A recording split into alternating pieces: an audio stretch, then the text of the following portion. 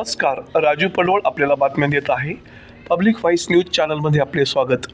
नुकतेच राष्ट्रसंत गाडगेबाबा यांची जयंती साजरी करण्यात आली. कार्यक्रमात ज्येष्ठ पत्रकार डॉक्टर शिशिराव पठाडे, ग. राठोड, रमेशभाई खंडागळे, अंबादास सरगडे, अशोक बागुल, पी.के. त्रिभुवन, रामदास जाधव, संगीता धनेधर व मंगला आव्हाड यांची उपस्थिती होती.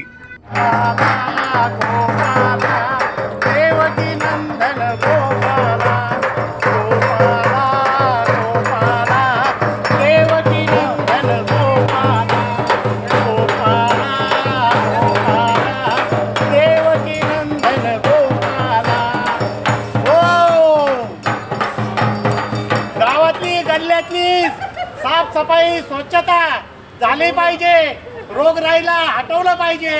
या तुम्ही सर्वांना असा हा संदेश समजून आपण घराची व गाव गल्ल्याची, मंदिर, शाळा यांची स्वच्छता राखा आणि आपले आरोग्य सांभाळा.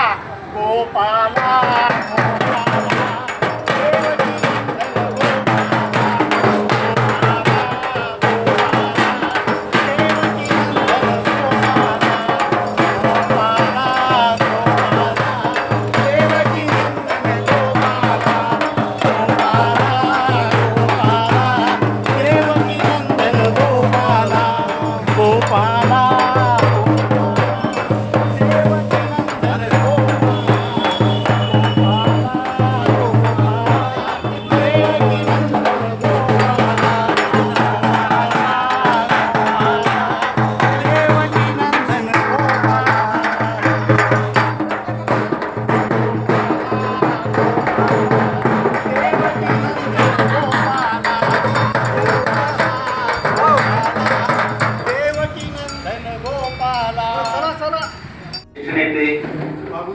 आणि माझे मित्र, पत्रकारितेचे फार जुने साक्षीदार आणि कला क्षेत्रात सुद्धा माननीय ॲडव्होकेट रमेश भाईजी खंडागळे आणि या कार्यक्रमाचे आयोजक अण्णा माननीय त्रिभुवन साहेब आणि व्यासपीठावरील सर्व मान्यवरांना मी वंदन करतो. आपल्या सर्व रसिकांनाही मी वंदन करतो.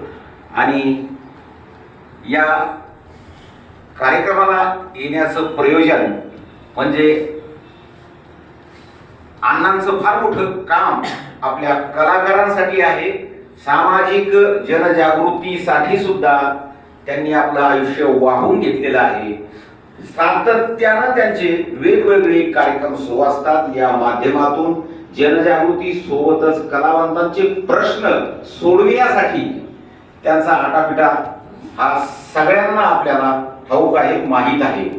आणि योगायोगाने मी मानधन समितीवर नियुक्त झाल्यामुळं आपल्यासारख्या ज्येष्ठ कलावंतांना सुद्धा यथोचित न्याय देण्याचा प्रयत्न माझ्या वतीने असणार आहे.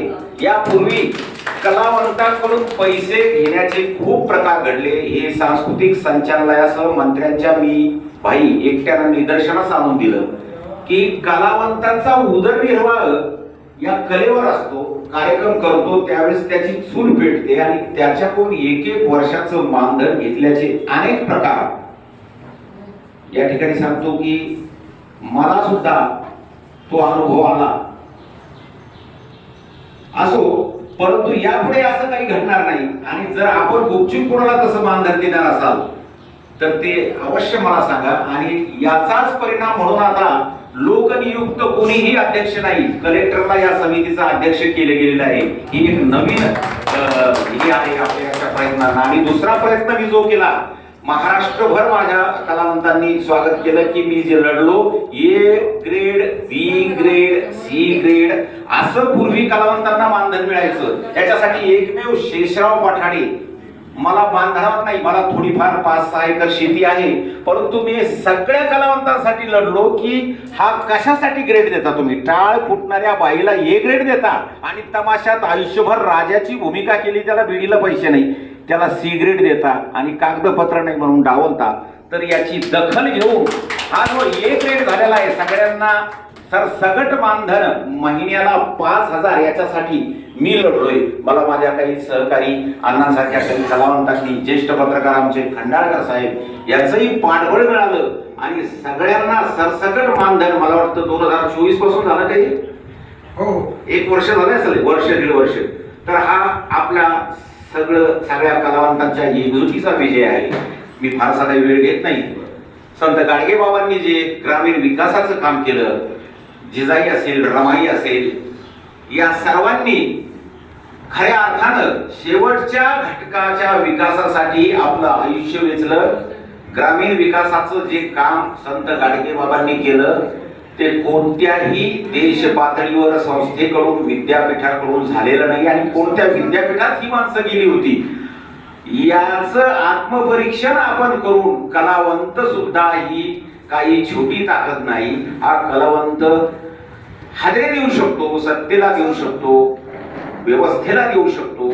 म्हणून आपणही धाडसानं आपली कला कारकीर्द गाजवली पाहिजे. आपल्यावर जिथं जिथं अन्याय होईल त्याच्यावर आपल्या कलेच्या माध्यमातूनच आपण आवाज उठवला पाहिजे. आता बोलले की बाबासाहेबांनी सांगितलं एक गीत, माझी 10 भाषणं, एक गीत वामनदादा कर्डकांचं असेल, आणखी मोठ्या महान लोककवीचा असेल, तर ती ताकद ह्या आपल्या लोकगीतात आहे, आपल्या साहित्यात आहे, आपल्या सादरीकरणात आहे, आपल्या नाटकात आहे आणि आपल्या वेगवेगळ्या अंगाने सादर होणाऱ्या गीतामध्ये आहे. याचं भान ठेवून कलावंतांनी पुन्हा आपली दमदार वाटचाल सुरू ठेवावी आणि पुन्हा माननीय एकनाथजी त्रिभुवन अण्णा यांना उदंड आयुष्य लाभो आणि कलावंतांच्या प्रश्नावर हसत त्यांचा लढा आणि सातत्यानं वेगवेगळे कार्यक्रम घेण्याचं बळ त्यांना मिळो अशी मी